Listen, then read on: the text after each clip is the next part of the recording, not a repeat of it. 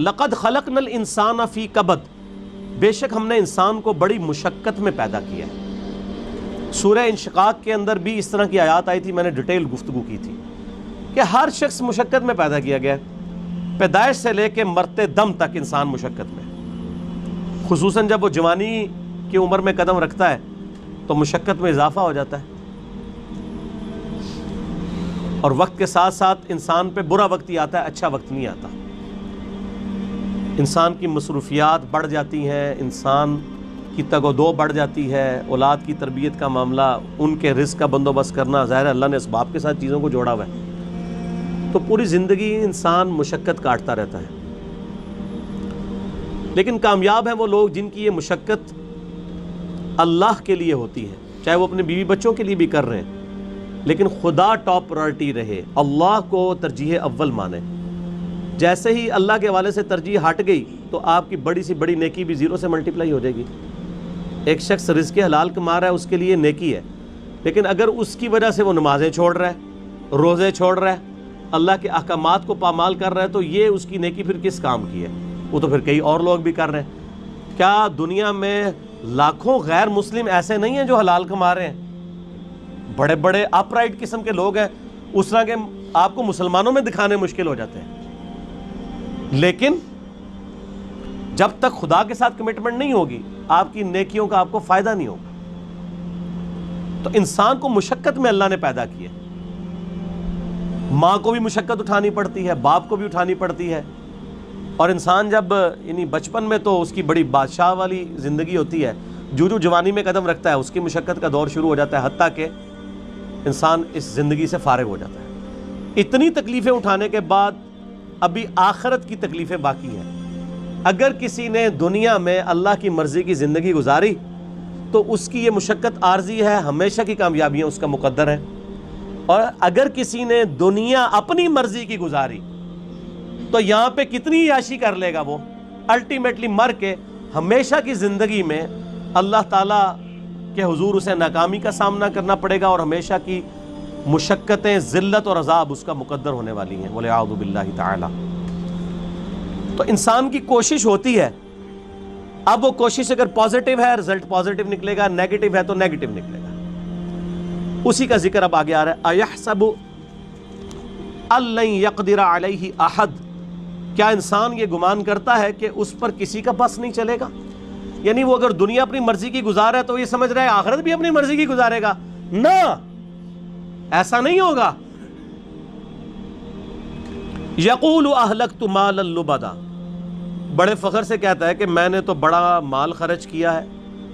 Specifically تو اشارہ ہے مشرکین عرب کے ان امیر لوگوں کی طرف جن کا ذکر قرآن پاک میں کئی جگہ آیا کہ وہ بڑا فخر کرتے تھے کہ ہم حرم مکہ کی جو خدمت ہے وہ ہمارے ذمہ ہے، ہم یہاں پہ حاجیوں کے اوپر جو ہے وہ خرچہ بھی کرتے ہیں، اللہ کی راہ میں لوٹاتے ہیں۔ اللہ فرماتا ہے ان اعمال کا فائدہ نہیں ہے جب تک تم اللہ کی توحید اور اس کے نبی علیہ السلام کی رسالت پر ایمان نہیں لاؤ گے، شرک سے کنارہ کشی اختیار نہیں کرو گے، تو یہ حاجیوں کے اوپر کھانا پینے کے اوپر پیسے صرف کرنا، یہ مال جو تم لگا رہے ہو اور بڑی اکڑ رہے ہو کہ اللہ کے حضور اس کا کوئی اجر ملے گا، کوئی اجر نہیں ہے اس کا۔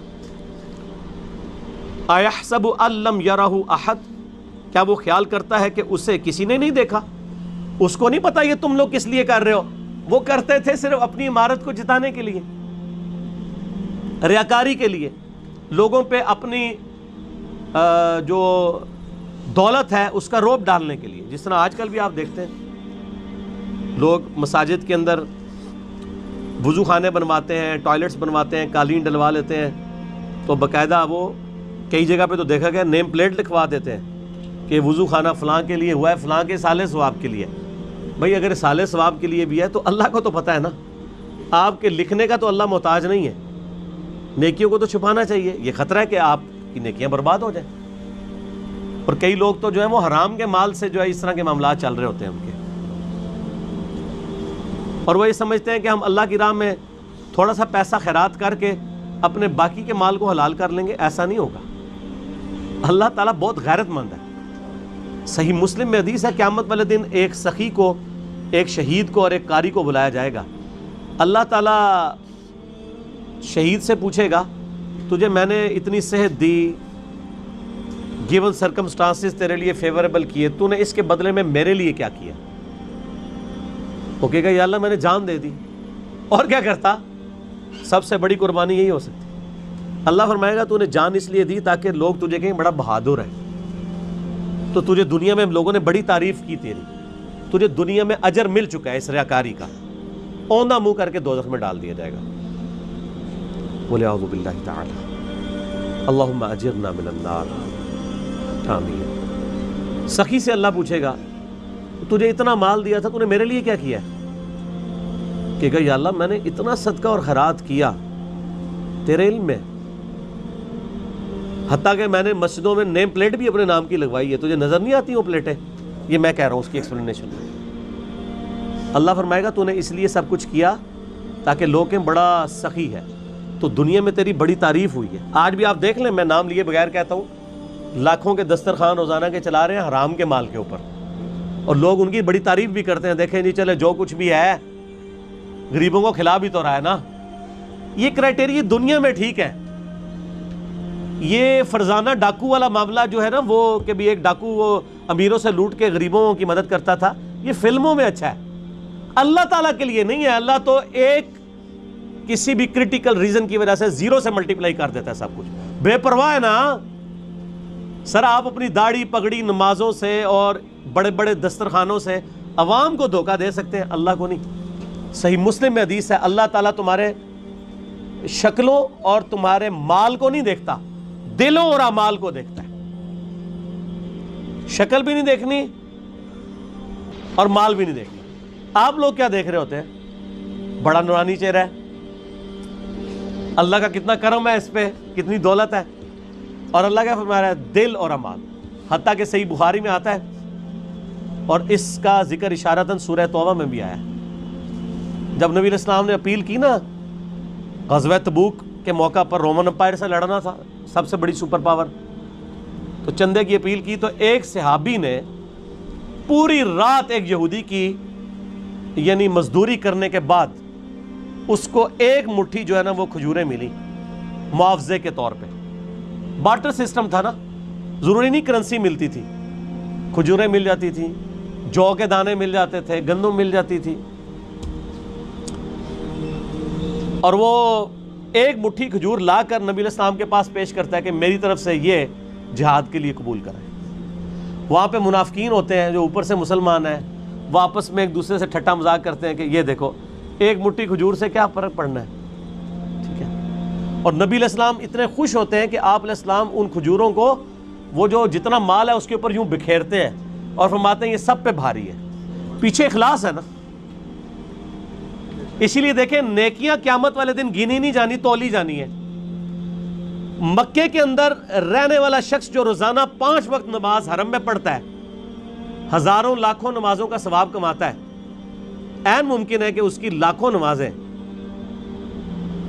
ایک وہ شخص جو سڑک کے کنارے مزدوری کرتا ہے, وہ مسجد تک بھی جانے میں اس کو تردد ہے, اور وہیں پہ وہ اپنا کپڑا ڈال کے جون جولائی کی تپتی دوپہر کے اندر سڑک کے کنارے کسی درخت کی چھاؤں میں صرف فرض ہی ادا کر لیتا ہے. اس کی ایک نماز ظہر ہو سکتا ہے اس کی ہزاروں نماز ظہر جو حرم میں ہے اس سے بڑھ کر ہو, کیونکہ اللہ نے نیکیاں تولنی ہے, گننی نہیں ہے.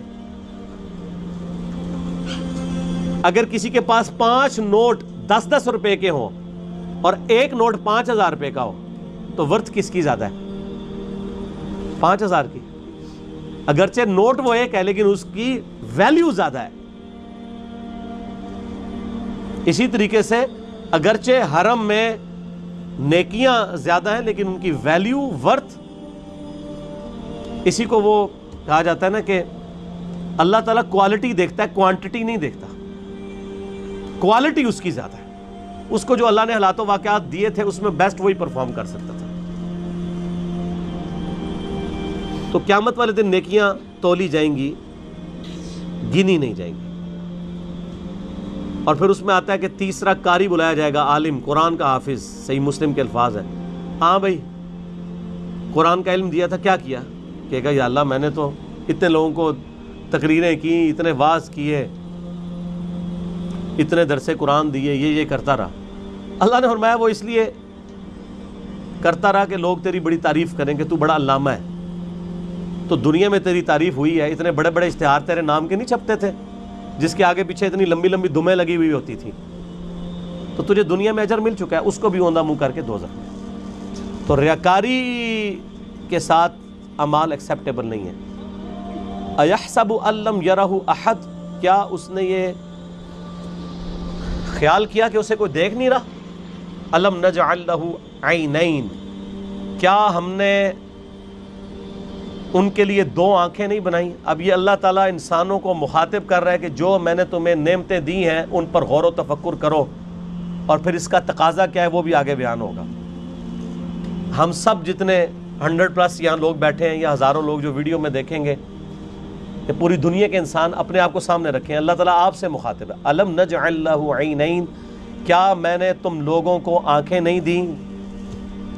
وَلِسَانًا وَشَفَتَيْن, اور ایک زبان اور دو ہونٹ نہیں دیے؟ اس کے اندر قیامت مضمر ہے میرے بھائی. یہ زبان اور ہونٹ نہ ہو تو بچہ بڑا ہی نہیں ہو سکتا. اور جو ساتھ جبلی ہدایت اللہ نے دی ہے اسے پتہ ہے کہ میں نے دودھ کیسے پینا ہے. بچے کو سکھانا نہیں پڑتا, وہ اپنی جبلی ہدایت, نیچرل انسٹنکٹ جسے کہتے ہیں, جیسا کہ ایک بکری کی نیچرل انسٹنکٹ ہے کہ وہ گوشت کی طرف دیکھے گی بھی نہیں اور گھاس کھائے گی, اور شیر جو ہے وہ گھاس اس کے سامنے, تازہ گھاس کیا تازہ سبزیاں بھی لا کے رکھیں, وہ اس کی طرف منہ بھی نہیں مارے گا, گوشت کھائے گا. اس طرح کی اللہ تعالیٰ نے ہر انسان کو بھی ایک انسٹنکٹ دی ہے جس کی وجہ سے وہ بچپن ہی سے ان چیزوں کی طرف مائل ہو جاتا ہے. ہونٹ اور زبان چوسنے کے لیے. وَهَدَيْنَاهُ النَّجْدَيْن, اور ہم نے اس کو دو راہیں دکھا دیں, دو گھاٹیاں دکھا دیں. ایک معنی اس کا یہ بھی کیا گیا ان دو گھاٹیوں سے مراد اس بچے کے لیے جو ماں کے دودھ پینے کی جگہ ہے وہ مراد لی گئی ہے, کیونکہ ہونٹوں کا ساتھ ذکر ہے اور زبان کا ذکر ہے, اور اس کے بعد اس کو جبلی ہدایت بھی دی ہے, یہاں سے تجھے دودھ ملے گا. اور ایک اس کا معنی یہ کیا گیا کہ ان گھاٹیوں سے مراد یہ ہے کہ اسے بتا دیا گیا ہے کہ یہ حق کا راستہ ہے, اس کا انجام جنت ہے, اور یہ برائی کا راستہ ہے, اس کا انجام جہنم ہے. اِنَّا هَدَيْنَاهُ السَّبِيلَ إِمَّا شَاكِرًا وَإِمَّا كَفُورًا, ہم نے ہدایت کا راستہ دکھا دیا ہے, چاہے شکر گزاری کی روش اختیار کرو خواہ نہ شکری کی. فَلَقْتَحَمَ الْعَقَبَةَ, پھر وہ داخل ہی نہیں ہوا اس گھاٹی کے اندر جو اللہ کی ریکوائرمنٹ تھی کہ کون سی گھاٹی اختیار کرنے والی تھی. وما ادراک ما العقبہ, اور تمہیں کیا پتا ہم کس گھاٹی کا ذکر کر رہے ہیں. فک رقبہ, وہ گھاٹی ہے غلاموں کی گردن کو چھڑانا. میں اکثر کہتا ہوں کہ یہ جو مال خرچ کرنا ہے نا, یہ اللہ تعالیٰ کو اتنا محبوب ہے کہ قرآن حکیم میں نماز کے پیرلل ہمیشہ اللہ کی راہ میں صدقہ کرنے کا ذکر آیا ہے. اور یہاں پہ تو دیکھیں اس سے ہٹ کے نماز کا کہیں ذکر ہی نہیں, اللہ کی راہ میں خرچ کرنا, غلاموں کو آزاد کروانا. غلامی کا دور تھا, آج اس کی ماڈرن فارم یہ ہے کہ کوئی مقروض ہے اور آپ کو اللہ نے رقم دی ہے تو آپ اس مقروض کو اس قرضے سے نجات دلا سکتے ہیں.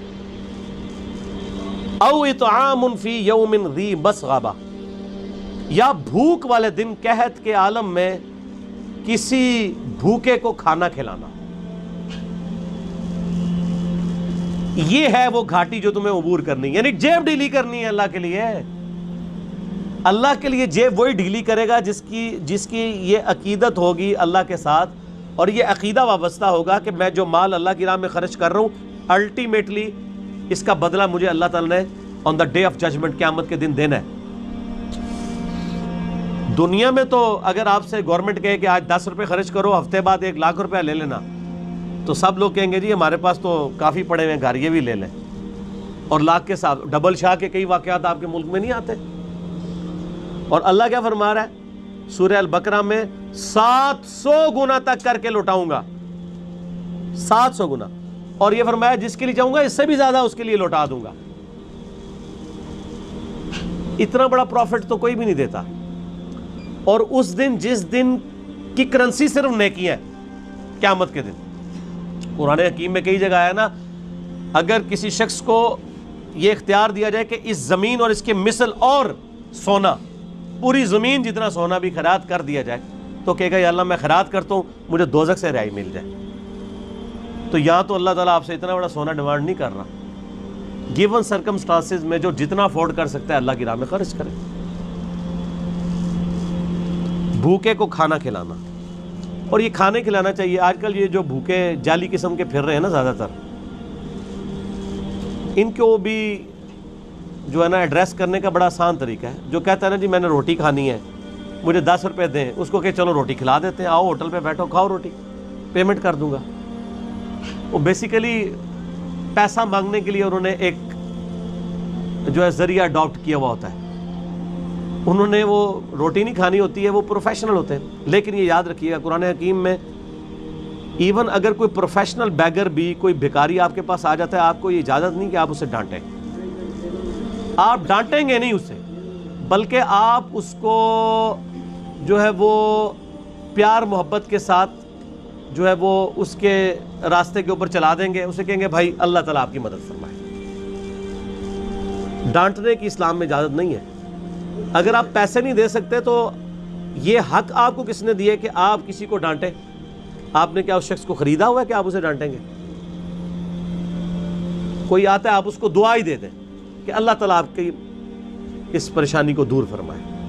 اور اگر کوئی روٹی کا طلبگار ہے اور آپ کھلا سکتے ہیں تو ہوٹل پہ اس کو لے جائیں, کھلا دیں. اور آپ دیکھیں گے اکثر لوگ ہی فارغ ہو جاتے ہیں. کئی لوگ مسجدوں میں کھڑے ہوتے ہیں, او جی جیب کٹ گئی ہے فلاں شہر جانا ہے کرایہ چاہیے. آپ ان کو اگر کہیں کہ ہاں آپ کو بس میں بٹھا دیں تو 100 میں سے شاید 2 یا 3 بندے تیار ہوں گے. تو مقصد تو ان کا جانا تھا. میں تو یہی کرتا ہوں, اگر کسی کو اس طریقے سے معاملہ ہو تو میں تو پھر اس کو بس میں بٹھا کے آتا ہوں, کنڈکٹر کو کرایہ اس کے ہاتھ میں, اور ساتھ کیا کہتا ہوں کہ اگر یہ اترے تو کرایہ تیرا, چلو اس غریب کے کام آ جائے نا. اس کو نہیں دینا جس نے 2 نمبری کی ہے, جھوٹ بولا ہے. اگر ایسا کوئی کرے تو یتیمن ذا مقربہ, یا یتیم جو کہ رشتہ دار بھی ہو اسے کھانا کھلایا جائے. او مسکینن ذا متربہ, یا مسکین جو ہے جو خاک نشین ہے, مٹی پہ بیٹھنے والے جن کے پاس جگہ بھی نہیں ہے, ان کو کھانا کھلانا یہ اللہ تعالیٰ کے حضور نیکیوں میں سے ایک نیکی ہے. ثم کان من الذین آمنوا وتواصوا بالصبر وتواصوا بالمرحمہ, پھر اس کے بعد ایمان والوں سے جو ایک دوسرے کو نصیحت کرتے ہیں صبر کی, اور ایک دوسرے کو رحمت کی نصیحت کرتے رہتے ہیں. دیکھیں اللہ کی راہ میں صدقہ اور خیرات کرنے کے بعد اللہ تعالیٰ نے ایمان لانے کا ذکر کیا ہے, اور اللہ کی راہ میں جو صبر و استقامت ہے اس کا ذکر کیا ہے, صرف امپورٹنس بتانے کے لیے کہ اللہ کی راہ میں جیب ڈھیلی کرنے کی کتنی امپورٹنس ہے. ایمان لانے والے, صبر اختیار کرنے والے, اور صبر کی تلقین کرنے والے. یہ تو خیر ڈیٹیل آگے سورۃ العصر میں آئے گی نا, جو 4 کامیابی کے لیے شرائط ہے, ان میں آخری 2 شرائط یہی ہیں کہ آپ نے حق بات کی تلقین کرنی ہے اور صبر کی تلقین کرنی ہے. اولئک اصحاب المیمنہ, یہی وہ لوگ ہیں جو قیامت والے دن دائیں ہاتھ والے ہوں گے, یعنی ان کا نامہ اعمال ان کے دائیں ہاتھ میں دیا جائے گا. والذین کفروا, وہ جو انکار کرنے والے ہیں, ناشکری کرنے والے ہیں, بآیاتنا, ہماری آیات کی, ہم اصحاب المشأمہ, وہ لوگ ہوں گے بائیں ہاتھ والے. علیہم نار مؤصدہ, ان پر قیامت کے دن آگ چھا رہی ہوگی. بولے اعوذ باللہ تعالی, اللہم اجرنا من النار, آمین. یہ قرآن کا اسلوب ہے کہ جب بھی اہل ایمان کا ذکر ہوتا ہے نا تو ساتھ ہی ساتھ فاسقین کا اور اہل جہنم کا بھی ذکر ہوتا ہے. اہل جنت کا ذکر ہوتا ہے تو اہل جہنم کا بھی ذکر ساتھ میں ہوتا ہے, کیونکہ دونوں چیزیں پیرلل میں ہیں. صرف یہ نہیں ہے کہ میٹھی نیند آپ کو سلا دیا جائے, تصویر کا دوسرا رخ بھی دکھایا جاتا ہے کہ بھائی بڑے معاملات سخت ہونے والے ہیں.